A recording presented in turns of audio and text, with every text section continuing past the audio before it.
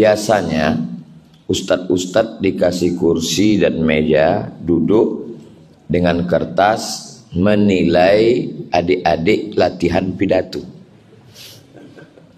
Ini yang saya khawatirkan. Ini kalau diposting foto pagi ini, netizen yang maha benar ini yang akan memberikan penilaian. Inilah yang saya cemaskan sekarang ini. Entah dapat nilai berapalah saya ini. Acara kita ini kumpul keluarga. Keluarga itu baru disebut keluarga kalau kenal. Kenal kamu dengan si Anu. Itu keluarga saya itu. Bagaimana hubungannya? Bapak saya sama bapak dia. Gimana bapak-bapak? Gimana keluarga begitu? Makanya di rumah almarhumah emak saya di kampung, di dekat kubur beliau, itu saya buat Hajah Rohana, anak Siti Aminah, anak Syekh Abdurrahman, anak Nahoda Alang, anak Nahoda Ismail, keturunan Datuk Angku Batuah, Angku Mudik Tampang. Lalu kemudian anak-anaknya. Karena sekarang generasi yang keponakan saya itu nggak tahu. Makanya kalau Idul Fitri pas kumpul saya tanya, apa hubungan kau sama dia? Katanya keluarga, kok nggak tahu. Jadi setelah ada gambar itu dicetak di ruang tamu tengah. Jadi setiap Idul Fitri kumpul tanya, kau anak siapa? Saya anak si Anu. Ada nama kakekmu di situ? Ada. Kau anak siapa? Anak si Anu. Ada gambar nomor nenekmu di situ? Ada. Lalu hubungan kau dengan dia bagaimana? Oh, dia sudah bisa bilang oh, itu sudah mantap. Jadi keluarga itu mesti kenal. Nah sekarang nih apakah kita ini sudah kenal? Tak kenal maka tak sayang, tak sayang maka tak ngutang. Coba ketik di Google Kapolres diskotik. Coba lihat tuh, saya udah ngetes tadi. Kapolres diskotik, keluar berita profil Kapolres yang berani menutup diskotik. Tribun Jawa Timur, Muhammad Najib, Kapolresta Makassar. Kita doakan beliau istiqomah, panjang umur, sehat. Muhammad artinya terpuji, Najib terpilih. Muhammad Najib terpuji dan terpilih menjadi Kapolresta Makassar. Jawa, Kalimantan, Sumatera dengan Makassar beda guys. Beda guys. Jadi kalau menjadi Kapolresta di Makassar, insya Allah di tempat lain akan lulus, akan mudah insya Allah. Kenapa begitu Pak Ustadz? Pahami sendiri, baca sendiri, ngerti sendiri. Jadi kita kenal. Tidak bisa kenal banyak, kenal sedikit. Kenapa Ustadz mulai dari Pak Kapolres? Karena sunnah memulai dari sebelah kanan. Kan sebelah kiri Pak Ustadz. Kalau saya ngadap ke kiblat kan kanan. Tergantung kita ngadapnya kemana. Ustadz Somad ini bisa-bisa aja. Lalu kemudian setelah Pak Kapolres ada anak muda artis ganteng, Bang Riki. Saya kalau ngelihat artis-artis ini sampai sekarang belum ketemu saya jawabannya. Artis ganteng, muda, viral, kaya, mau-maunya mereka taubat. Kenapa nggak nunggu agak tua dikit gitu kan? Andai saya lah seganteng mereka, nggak tahulah saya. Mungkin udah jadi playboy cap tupai saya. Tapi mereka memang Allah Subhanahu wa taala menjanjikan kalau kamu hai anak muda merasa sombong, angkuh, kamu tinggalkan agama ini, apa kamu pikir agama ini akan mati? Tidak. Fasaufa ya'tillahu biqaumin, akan diganti Allah. Kamu akan diganti Allah dengan makhluk jenis apa? Yuhibbuhum, Allah cinta mereka, wa yuhibbuna, dan mereka membalas cinta Allah. Inilah anak-anak muda ini. Apa kata Ustaz Das'an? Masjid ini Ustaz Abdul Samad, jamaahnya 80% anak muda, yang jadi pengurus anak muda, yang jadi imam anak muda, dan yang datang pun anak muda. Dan sekarang ini saya merasa muda. Jadi siapa yang mau ingin tetap merasa muda, datanglah ke Masjid Hajjah Siti Mang. Saya sudah merasakannya. Kalau datang ke Makassar, sholat ke sini, insya Allah bangkit. Muda dan tua ini bukan masalah angka, tapi masalah rasa. Kalau rasa kita muda terus. Saya Ustadz saat ini berapa umur? Rasa-rasa 26, 27 ini sekarang. Apa tanda anak muda? Sholatnya ke masjid. Ini sekarang banyak juga anak muda merasa muda, tapi lautan kan kuseberangi, bukit kan kudaki, masjid kulewati. Ini bukan anak muda. Inilah anak muda kita yang luar biasa. Lalu kemudian ada bersama kita. Kalau dilihat namanya, ini cocoknya angkatan laut. Karena namanya Bahruddin. Bahru itu kan laut. Tapi bisanya jadi jenderal polisi. Masya Allah, tabarakallah. Artinya apa? Kalau yang di laut aja naik ke darat bisa jadi jenderal, apalagi kalau dia balik ke laut. Biasanya ya, biasa kalau yang di air itu naik ke darat itu nggak ada yang baik, jahat semua. Contohnya lintah darat. Lintah itu kan di air. Waktu naik ke darat jahat. Ada yang paling parah lagi. Banyak yang ngaku. Orang Betawi kalau nikah itu pasti bawa roti buaya. Saya ini orangnya suka penasaran. Jadi waktu kawan saya nikah di Jakarta, saya tanya, kenapa itu ada roti buaya di depan? Kata dia, buaya itu makhluk yang paling setia, Ustaz. Jadi diharapkan pengantin ini setia seperti buaya. Setia dia, iya, selama di air.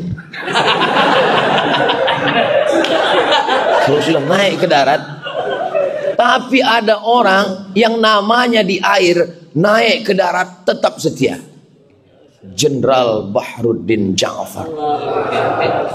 Setia menegakkan agama Allah, menolong agama Allah. Di saat masjid-masjid kosong, beliau dengan Habib Rifki Al-Hamid meramaikan syiar masjid. Kalau bapak-bapak dari kepolisian, dari mulai Babin Kamtipmas, Kapolsek, Kapolres, Kapolda, Kapolri ingin memperbaiki citra, ingin polisi dekat masyarakat, nggak usah buat acara apapun, seminar apa-apa, datang saja ke Jenderal Bahruddin Ja'far, tanya kisi-kisi rahasia-rahasianya. Beliau akan bukakan, insya Allah Allah SWT akan menolong kepolisian Republik Indonesia, karena jumlah polisi dengan kriminal tidak seimbang sekarang. Jadi bapak-bapak polisi kalau dia melangkah dari rumah, bismillahi tawakkaltu 'ala Allah, la haula wala quwata illa billah, niatnya amar ma'ruf nahi mungkar, kalau dia mati, matinya mati syahid. Dan kalau dia berjuang, bernilai pahala fisabilillah insyaallah. Mudah-mudahan kita doakan mereka istiqomah semuanya. Sampai disebut dengan jenderal bersorban dan seterusnya. Alhamdulillah kita bisa bersatu rahim. Ketika salaman tadi pertama, apa yang beliau bisikkan? Ustaz Abdul Somad, saya ini laskar tak berguna. Saya jawab, Pak Jenderal, laskar serbaguna. Karena sesungguhnya mereka-mereka yang dekat dengan Allah tidak mengenal kata pensiun. Jabatan, kekuasaan, baju seragam itu hanyalah batas limit yang dibuat manusia. Tapi yang dibuat oleh Allah SWT, batasannya adalah ketika malaikat maut tiba. Berapa banyak orang yang punya seragam, punya pistol, tapi tidak berbuat apa-apa. Itu maknanya sudah mati sebelum malaikat maut datang.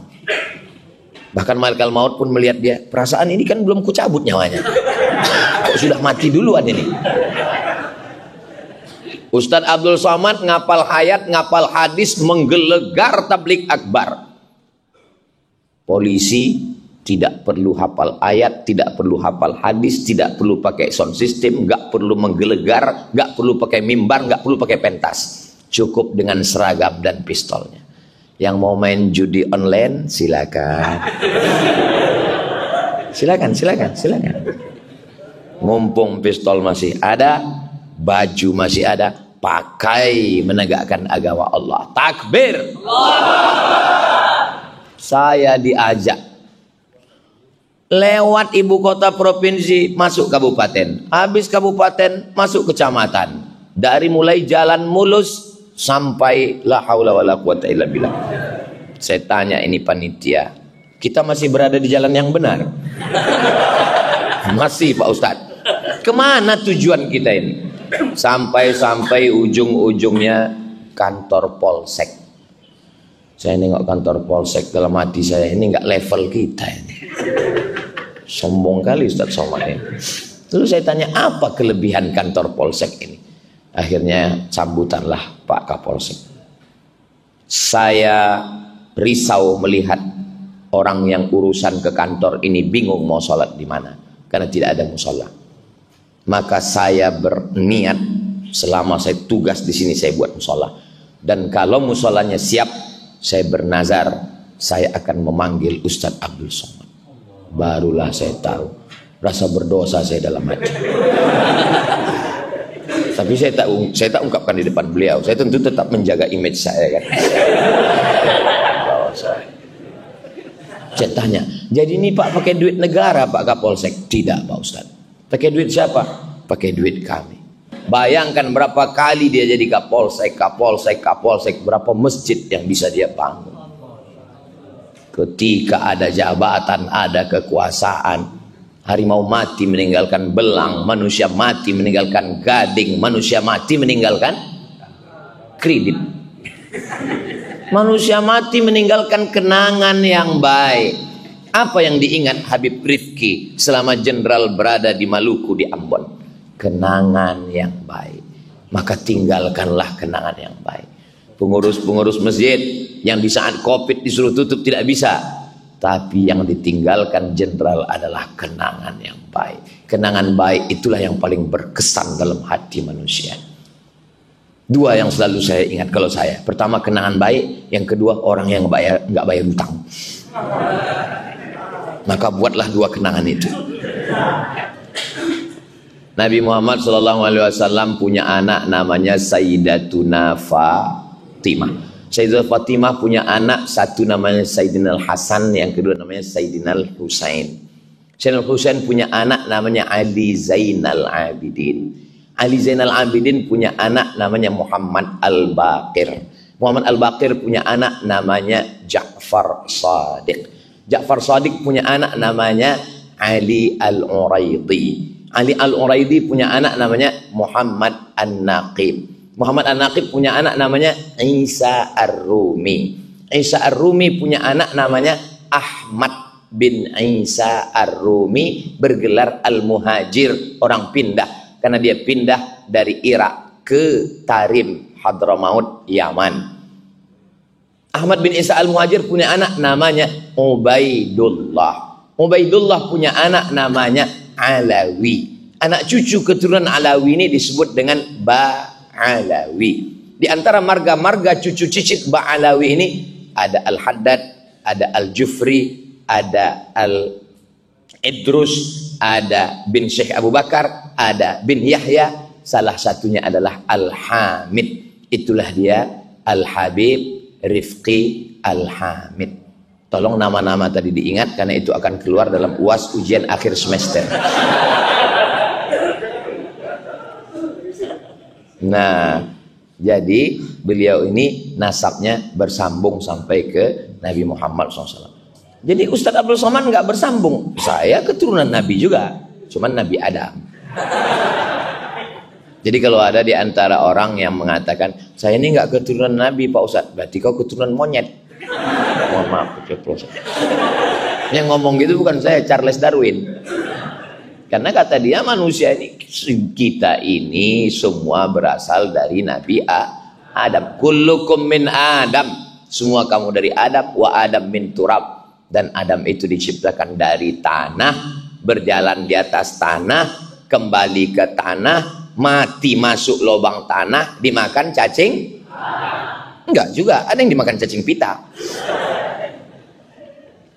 Berikutnya adalah imam kita, Masya Allah, hafal Quran 30 juz. Baru saya paham, rupanya kalau bentuk topinya seperti imam tadi, itu di dalamnya 30 juz. Kalau yang bentuknya seperti ini juz 30.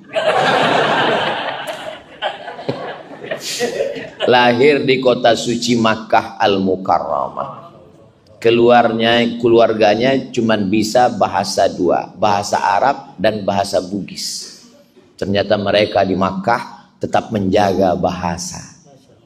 Anak-anak tetap baca bahasa. Ustaz Somad bolak-balik datang ke Makassar nggak bisa bahasa Bugis Makassar. Jangan kau bilang tidak bisa. Yang dua ini tetap bisa. Yang pertama saat jumpa agak kareba. Setelah itu bukan maji-baji, bukan madeceng, mandre.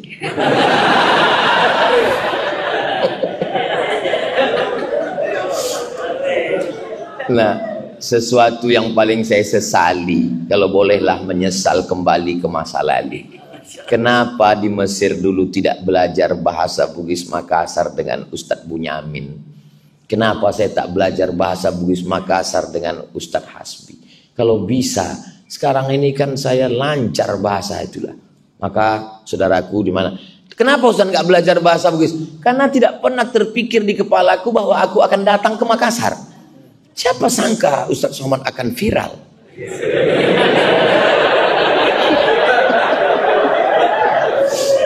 Alhamdulillah, la haula wala quwata illa billahil aliyil azim. Saya betul-betul menikmati bacaan imam tadi, ya Allah. Terutama Al-Fatihahnya yang di rakaat kedua. Tolong kalau tadi ada rekamannya, saya minta Al-Fatihah rakaat kedua minta kirimkan ke tim UAS. Saya mau dengar ulang, saya mau bawa, saya mau tes nanti. Walaupun saya yakin nggak bisa terlalu mirip, tapi paling tidak mendekati. Sedap kali saya rasa tadi ayat. Pernah juga beberapa ayat saya coba, pas saya tanya istri saya tanya keluarga, gimana mirip? Jauh kali gitu deh. Tapi namanya mencoba kan nggak ada salahnya kan. Nah, itu yang penting kita pede aja dulu. Nanti saya mau coba itu, Masya Allah. Dan yang paling membanggakan kita imam ini, beliau memperbaiki image imam. Sekarang banyak sekali ibu-ibu, bapak-bapak nggak mau. Untuk apa anak saya ngapal Quran? Paling-paling jadi imam. Untuk apa anak saya penghafal Quran? Paling-paling jadi imam Ramadan. Untuk apa anak saya baca Quran? Untuk apa anak saya jadi ustadz? Untuk apa anak saya jadi penghafal Quran? Beliau memperbaiki itu. Tidak dengan tausiah. Beliau mahasiswa fakultas kedokteran. Saya bisa berkata, anak ibu masukkan ke tahfiz Quran, hafal Quran, dia akan jadi dokter. Alah ngomong, mana ada dokter? Datang kalian ke Makassar, sholat di Masjid Hajjah Sitimang, temui imamnya. Tapi jangan berharap jadi mertuanya. Karena pasti kalian akan tereliminasi. Saingan pasti banyak, luar biasa. Apa boleh buat? Tapi jangan bersedih ibu-ibu yang ada di luar. Kenapa? Yang di depan ini sudah siap juga untuk menghafal Quran. Gimana adik-adik? Siap? Siap ngapal Quran? Siap menjadi menantu aja. Jadi kalau mau memperbaiki itu langsung. Jangan ada yang mengetuk pintu kamar Ustadz Abdul Somad, dia mau istirahat. Saya pun di kamar istirahat. Baru melekat tulang belakang ke atas kasur. Saya intip. Brimob.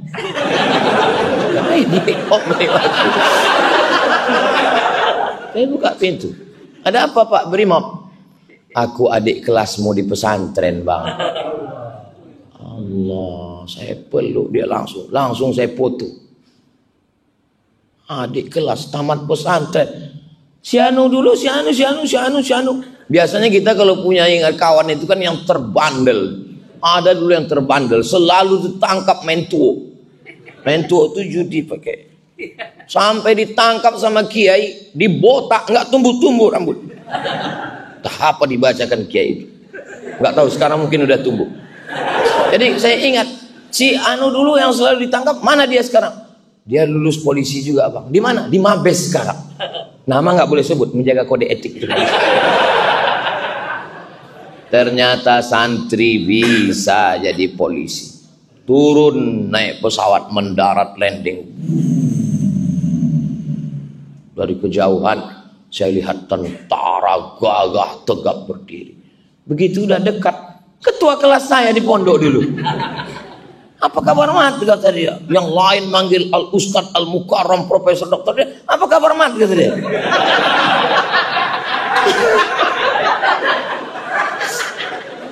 Saya bangga. Anak pesantren jadi polisi, anak pesantren jadi tentara. Sekarang bangga lagi. Anak pesantren hafal Quran, jadi imam bacaan luar biasa dan dokter lagi. Terasa betul kita ini nggak ada apa-apanya. Dia fid dunya hasanah, fil akhirati hasanah. Dokternya dapat, akhiratnya dapat. Saya dulu setiap nanya-nanya. Saya kalau setiap wisuda anak TK, penyerahan ijazah TK, selalu saya tanya, mau jadi apa nak? Dokter. Mau jadi apa nak? Dokter. Beberapa lah yang jawab Ustadz, itu pun setelah Ustadz Dasant viral. Baru belakangan-belakangan inilah. Dulu jarang sekali. 30 anak wisuda, 28 itu dokter. Yang satu istri dokter. Satu lah yang mau jadi ustadz. Oh, saya penasaran kenapa orang ini mau jadi dokter. Setelah saya ceramah di IDI, Ikatan Dokter Indonesia, barulah saya tahu. Dokter ini martilnya kecil aja. Beda sama tukang. Mohon maaf tukang, jangan tersinggung. Tukang itu martilnya besar. Buang. Dokter martilnya kecil. Sebesar ini. Dipukulkan ke lutut. Mohon maaf, ada kesalahan di lutut. Berapa? 20 juta. Itu baru pukul 2 kali. Baru 2 kali pukul. Tuk, tuk. Baru 2 kali. Makanya yang sakit itu berharap jangan sampai dia pukul ketiga.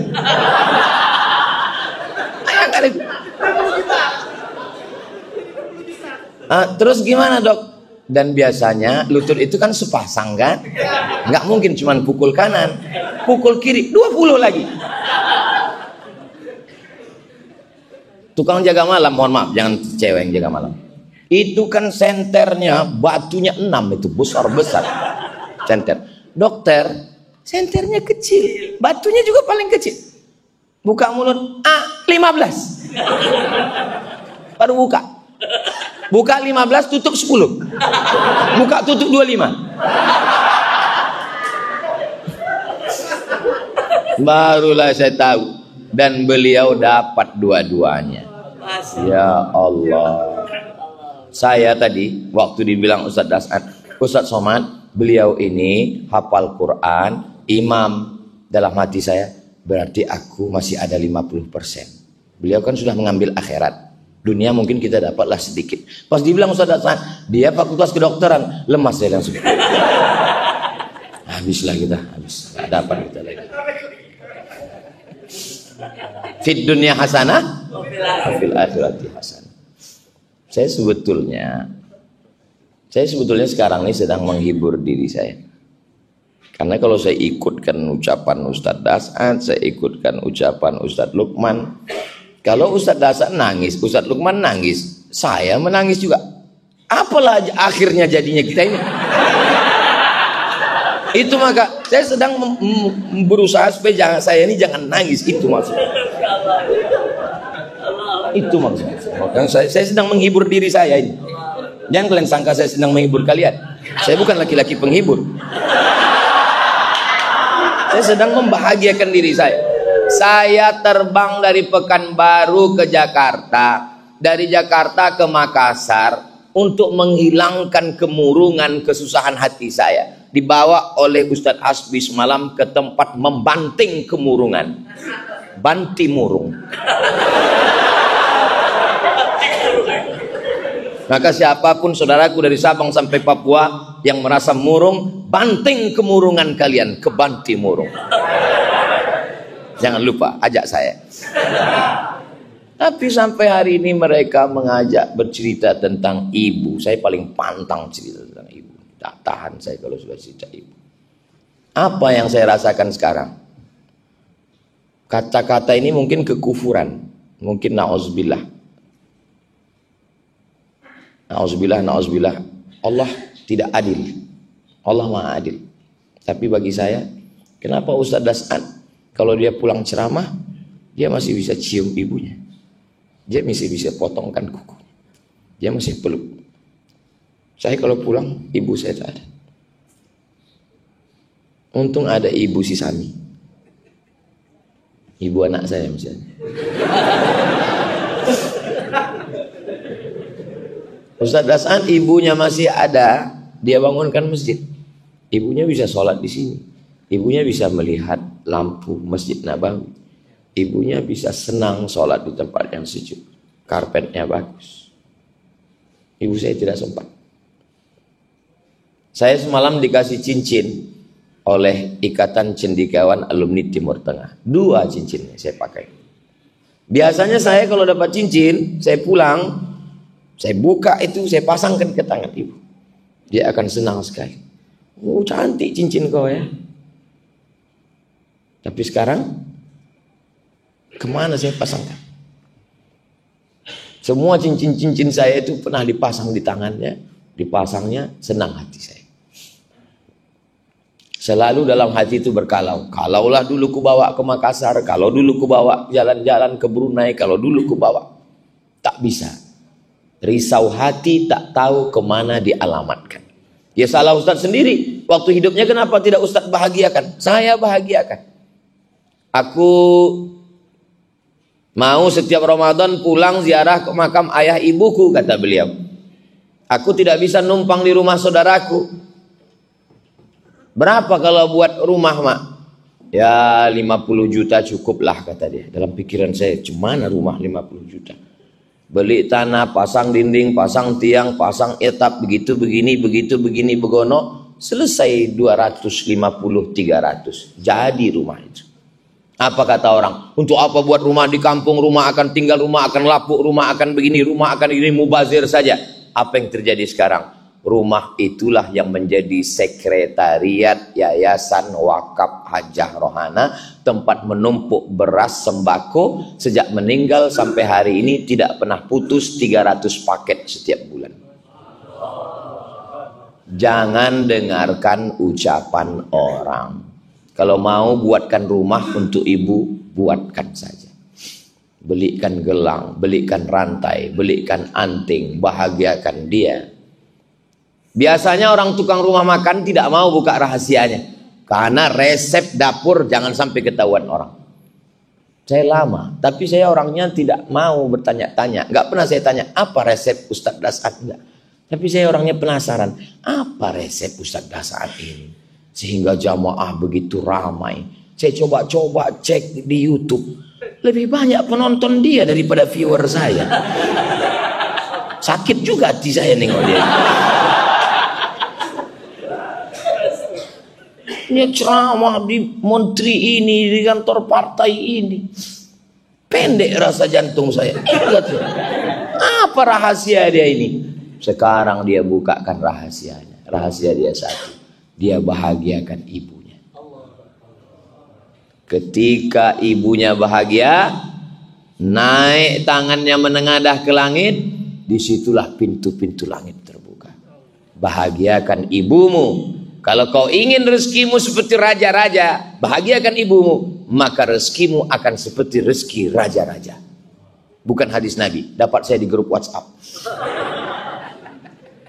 Itulah rupa rahasianya mengalir, rezekinya berlimpah, orang senang, keluarganya sakinah, mawaddah, warahmah, anaknya, keluarganya.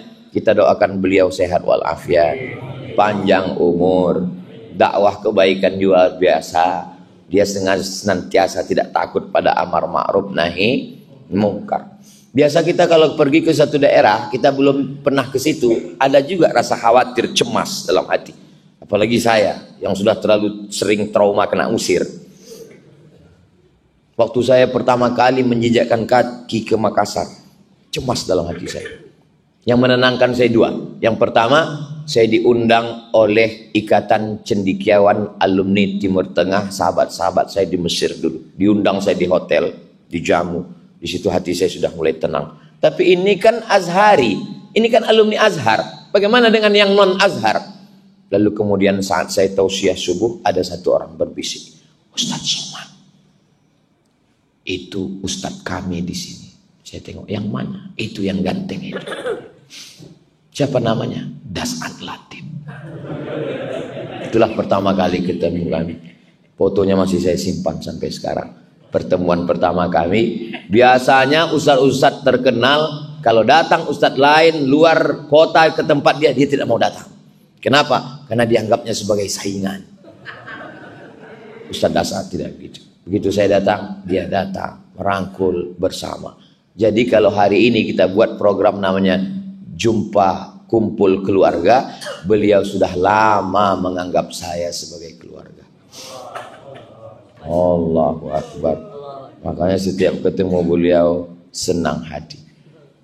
Apa yang membuat kita ini bahagia? Apakah karena makanan yang enak? Belum tentu. Berapa banyak orang tidak bisa makan enak? Dikasih udang, kolesterol. Dikasih daging. Saya di mana-mana tempat saya katakan, tidak ada kambing mengandung kolesterol. Karena kambing mengandung anak kambing. Apalagi kita tinggal di Makassar. Ini di tepi laut yang indah. Makanan seafoodnya tadi malam, ikan bakar, ada udang, ada cumi, ada. Ini tidak ada kolesterol. Makan aja saya bilang. Kolesterol ini nanti di laboratorium.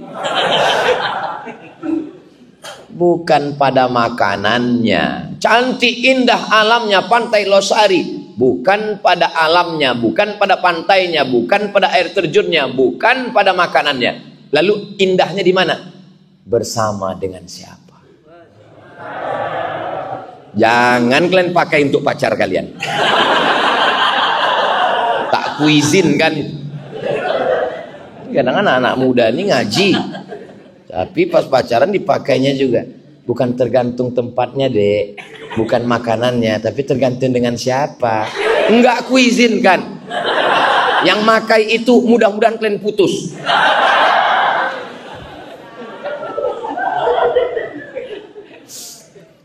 Tak terasa saya tadi jam 7 berdiri, sekarang sudah jam 7.40.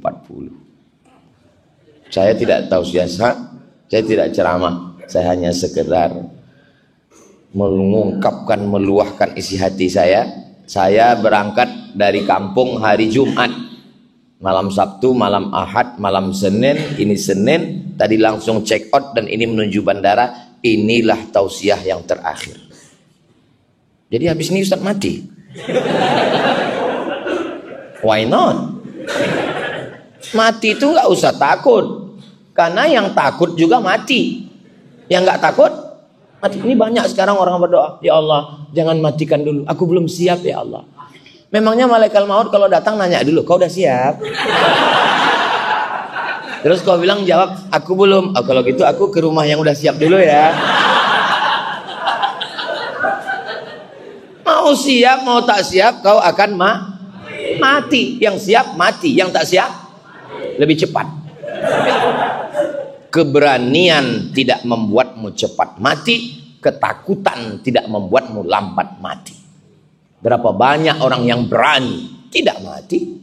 Pak Jenderal Baharudin Ja'far berani tidak mati. Bahkan mungkin sesama beliau dulu banyak yang ketakutan, belum pensiun udah mati. Berapa banyak dokter-dokter yang memvonis jamaah. Saya ketemu dengan ketua masjid, Ustadz Somad, saya sudah divonis 2 bulan lagi mati Pak Ustadz. Terus udah 2 tahun Pak Ustadz, nggak mati-mati. Dokter yang memvonis udah mati duluan.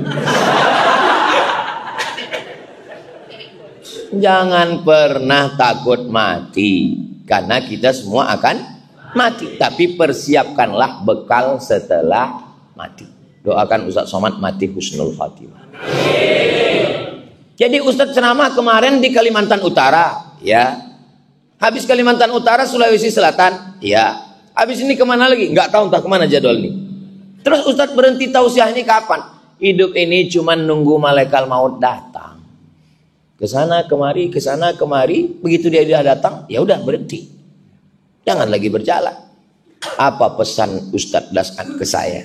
Ustadz Somad, selama ada orang berkumpul, ceramahlah. Selama masyarakat sudah datang berkumpul, tausiahlah, sampaikanlah ayat Allah. Karena sampai masanya nanti orang berkumpul, tapi kau tak bisa menyampaikan. Dan ada masanya kau siap menyampaikan, tapi orang sudah tidak mau berkumpul. Makanya sejak mendengar itu, setiap nampak saya orang, tausiah saya. Walaupun bukan jadwal saya. Berapa banyak? Asal sudah ketemu, kumpul, saya sampaikan. Orang banyak, ini kan bukan jadwal Ustadz. Karena pesan Ustadz Hasan Latif, asal nampak orang berkumpul, sampaikan. Siap, saya bilang. Jadi sebetulnya beliau berapa kali bilang tadi, guru saya. Sebetulnya saya yang banyak mengambil inspirasi dari beliau. Termasuk cerita, kemarin datanglah dari Kementerian Pekerjaan Raya. Kalau di tempat kita PU. Nah, kebetulan datang Dirjen PU-nya Malaysia bersama Konsulat Jenderal Malaysia di Pekanbaru. 30 orang datang ke rumah. Saya bingung, apa ayat yang cocok? Ingat saya Ustadz Das'ad. Nah, lalu saya bilang, saya sampaikan di situ, tapi tentu dengan gaya yang di Riau lah kan. Untuk saya coba pakai gaya Makassar, udah saya coba, nggak mirip. Saya bilang, yang saya hormati Bapak Dirjen Pekerjaan Raya, Pekerjaan Umum di Malaysia. Jadi penghuni surga dan penghuni neraka itu ingin dihubungkan. Maka malaikat pun mengatakan, tolong penghuni surga kalian buat jembatan, tolong penghuni neraka kalian buat jembatan. Nanti akan ketemu antara surga dan neraka. Akhirnya setelah dievaluasi beberapa hari, ternyata jembatan yang dari surga lama sekali, nggak jadi-jadi. Tapi jembatan yang dari neraka langsung jadi. Terus orang Malaysia ini nanya, kenapa begitu Pak Ustaz? Karena orang pekerjaan raya PU ini banyak di neraka. Saya tengok mereka tersenyum, cuman senyumnya agak pahit saya lihat. Tapi di ujung saya bilang, ini tolong pakcik-pakcik, encik-encik, tuan-tuan, puan-puan, jangan marah ke saya. Ini dari Ustadz Das'ad Latif, kata saya. Masya Allah, tabarakallah. Adik-adik bahagia hari ini. Bapak-bapak bahagia. Asal kalian sudah bahagia, ibu-ibu di luar sana pasti bahagia. Walaupun dari celah-celah jendela, aku bisa melihat senyuman. Tolong bagian yang ini sebelum diupload, diedit dulu. Jangan sampai ke rumah, bahaya. Saya bahagia. Saya hari ini sangat bahagia. Ungkapan kebahagiaan saya sulit untuk diungkapkan dengan kata-kata. Andai saya berusaha untuk merangkai kata, tentu kata itu selalu berdusta untuk mewakili rasa. Kenapa? Karena rasaku belum tentu rasamu. Saya rasa-rasanya tak mau berpisah, tapi karena pesawat tidak mau menunggu, akhirnya saya tutup dengan pantun penutup. Pantun penutup, kain katun diberi teman. Saya tak berpantun karena udah dipakai Ustadz Lukman.